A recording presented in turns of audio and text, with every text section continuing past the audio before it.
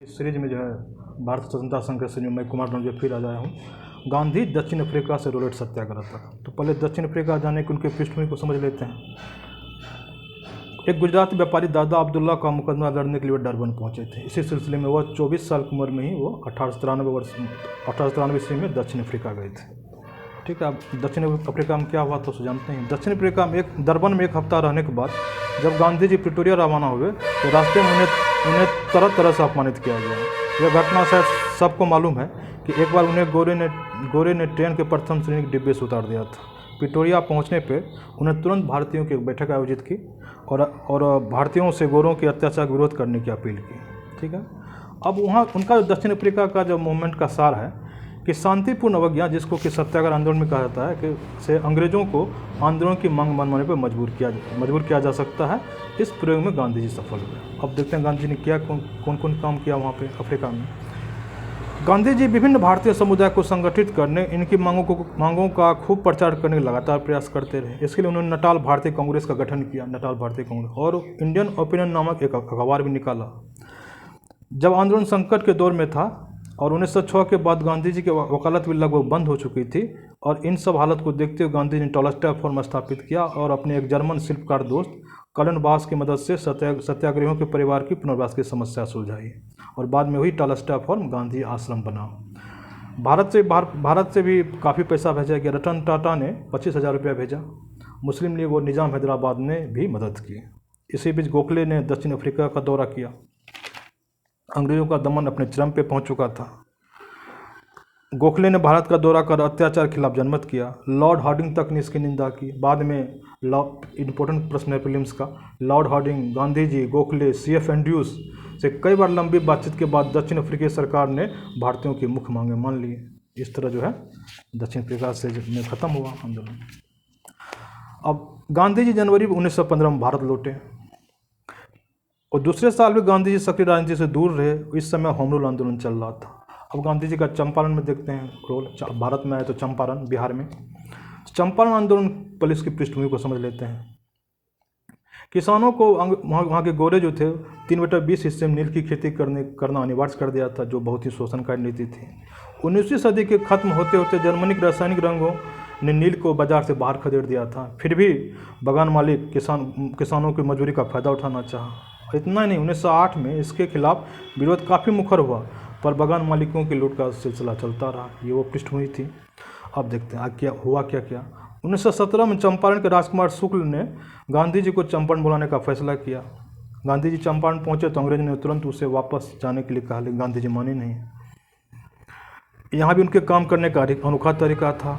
वो अपने सहयोगियों ब्रज किशोर, राजेंद्र प्रसाद, महादेव देसाई, नरहरि पारिक, JV कृपलानी तथा बिहार के अनेक बुद्धिजीवियों के साथ सवेरे गांव में निकल जाते और किसानों से घूमकर बयान दर्ज करते। इसी बीच सरकार ने सारे मामले की जांच के लिए एक आयोग गठित किया और गांधी जी को सदस्य बना लिया।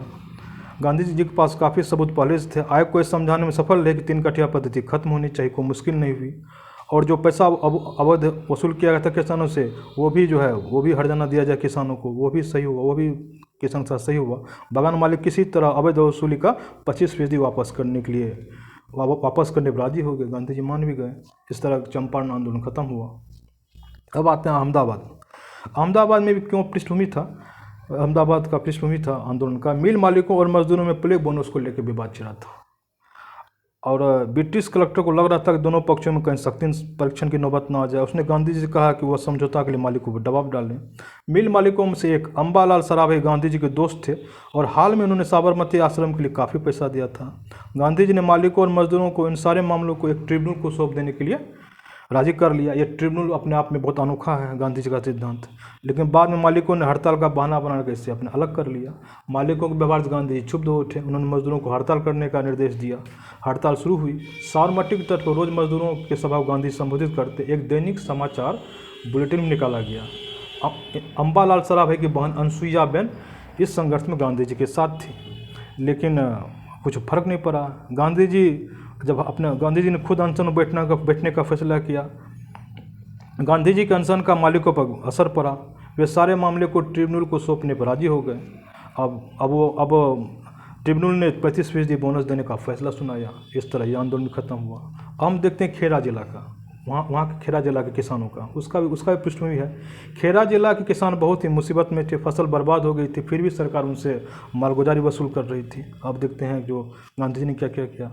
सर्वेंट ऑफ इंडिया सोसाइटी सदस्यों विट्ठल भाई पटेल और गांधी जी ने पूरी जांच पड़ताल के बाद निष्कर्ष निकाला कि किसानों की मांग जायज़ है। लेकिन एक महत्वपूर्ण प्रश्न है प्रीलिम्स का, इस आंदोलन में महत्वपूर्ण भूमिका निभाई गुजरात सभा ने। उस वर्ष गांधी जी इसके अध्यक्ष भी थे।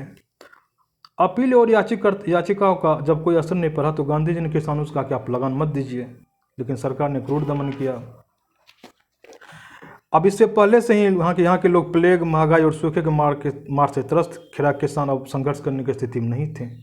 इसी बीच गांधी जी को पता चला कि सरकार ने अधिकारियों को गुप्त निर्देश दिया है कि लगान उन्हीं से वसूला जाए जो देने की स्थिति में है। इस तरह गांधी जी का मकसद पूरा हुआ, आंदोलन समाप्त हो गया। इन तीनों आंदोलन से गांधी जी को देश में जनता के नज़दीक आने, उसकी समस्या समझने का अवसर भी मिला। इस दौरान गांधी जी ने भारतीय जनता के बीच अपनी पहचान बना ली। अब आते हैं हम रॉलेट सत्याग्रह, उसका पृष्ठभूमि समझते हैं।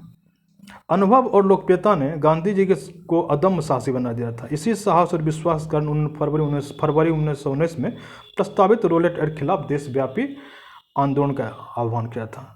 अंग्रेज आतंकवादी गतिविधियों को दबाने के नाम पर भारतीयों को मौलिक अधिकार का हनन करने के लिए इस तरह का एक एक्ट लाई थी। अब देखते हैं हुआ क्या क्या है। संवैधानिक प्रतिरोधों का जब कोई असर नहीं हुआ तो गांधी जी ने सत्याग्रह शुरू करने का सुझाव दिया। एक सत्याग्रह सभा भी बना। इसमें ज़्यादातर होम रूल लीग विभाग के सदस्य थे। होम रूल लीग के इम्पोर्टेंट है। देशव्यापी हड़ताल, उपवास और प्रार्थना सभा आयोजित करने का निर्णय लिया गया।